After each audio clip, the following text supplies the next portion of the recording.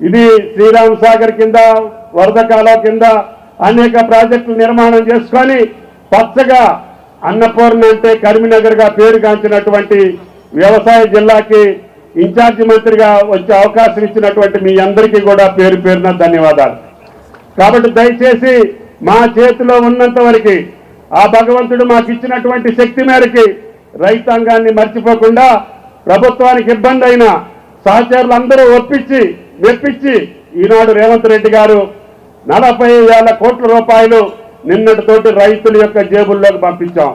ఇంకొక 40,000 కోట్లు వరి ధాన్యాన్ని కొన్నాం. ఇంకొక 20,000 కోట్ల రూపాయలతోటి విద్యుత్ శక్తి సబ్సిడీతోటి పాటు పంటలు కొనుగోలు చేస్తున్నాం. తప్పకుండా 1,00,000 కోట్లు పైన ఒకే సంవత్సరం ఖర్చు పెట్టినటువంటి ఏకైక ప్రభుత్వం రైతుల కోసం రేవంత్ రెడ్డి గారి ప్రభుత్వం తప్ప ఈ భారతదేశంలో ఒక ప్రభుత్వం లేదు. కాబట్టి దయచేసి అవాకులు చవాకులు వేలేటటువంటి రాజకీయ పార్టీలు అవకాశం కోల్పోయి అధికారంలో ఉన్నప్పుడు కన్ను మిన్ను గాలకుండా అహంకారంతో అవినీతితోటి బలి చేసినటువంటి రాజకీయ పార్టీలు ఈరోజు మా పథకాల గురించో పాలన గురించో విమర్శిస్తే ప్రజలు సహించే పరిస్థితిలో లేరు. కాబట్టి దయచేసి ఆ రాజకీయ పార్టీలకు ఒకటే ఒక విజ్ఞప్తి, మీరు చేసిన తప్పులను సరిదిద్దుతున్నాం, మీరు చేసినటువంటి లోటుపాట్లు సరిదిద్దుకుంటున్నాం, సక్రమమైనటువంటి పద్ధతిలో పరిపాలన కొనసాగించాలనుకుంటున్నాం, మాకు అధికారం ఇచ్చినటువంటి ప్రజల యొక్క ఆకాంక్ష మేరకి మేము నడవాలనుకుంటున్నాం తప్ప మేము మీకు మాదిరిగా ఆకాశంలో ఆర్మాన్యాలు కట్టి అరచేతిలో వైకుంఠం చూపించే అవసరం కాంగ్రెస్ ప్రభుత్వానికి రేవంత్ రెడ్డి గారికి లేదు అని చెప్పి మీకు ఈ సందర్భంగా మనం చేస్తున్నాం. కాబట్టి దయచేసి అన్న చెప్పినట్లుగా ఈ జిల్లా ఆయిల్ ఫామ్కి అనువైనటువంటి ప్రాంతం కాబట్టి తప్పకుండా ఈ జిల్లాలో రేపు రాబోయే కొద్ది రోజుల్లోనే ముఖ్యమంత్రి గారిని పిలిచి మీకు ఆయిల్ ఫామ్ ఫ్యాక్టరీ ప్రారంభోత్సవం చేపిస్తానని చెప్పి కూడా మీకు ఈ సందర్భంగా మనం చెప్తున్నాం.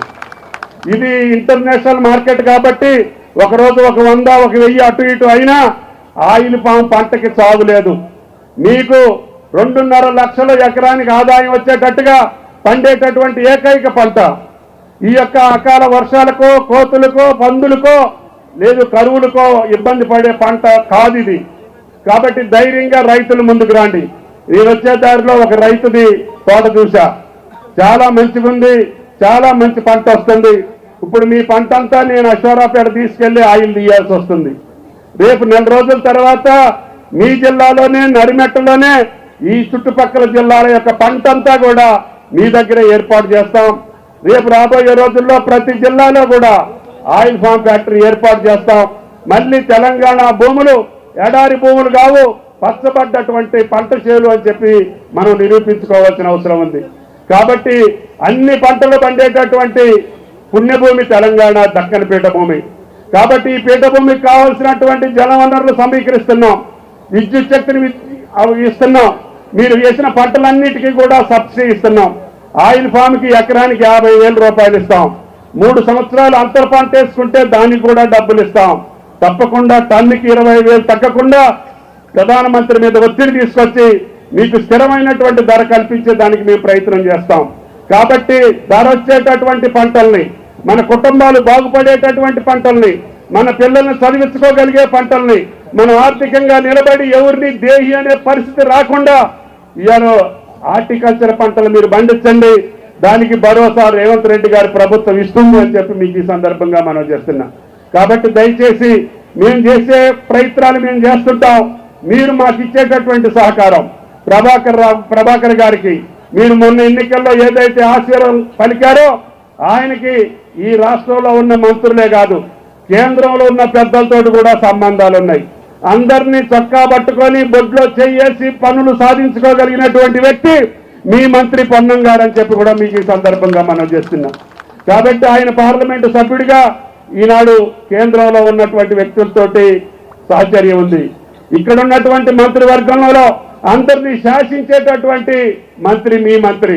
ఎందుకంటే నేను బడుగు బలహీన వర్గాలకి భరోసా ఇవ్వాలి, నా జిల్లాకి ఇవ్వాలి, నా ప్రజలకు ఇవ్వాలి, ఇది చేస్తావో చేస్తావో అని నిలబెట్టి తీసుకోగలిగినటువంటి శక్తి మీ ఎమ్మెల్యేకు ఉంది అని చెప్పి మీకు ఈ సందర్భంగా మనం చేస్తున్నాం.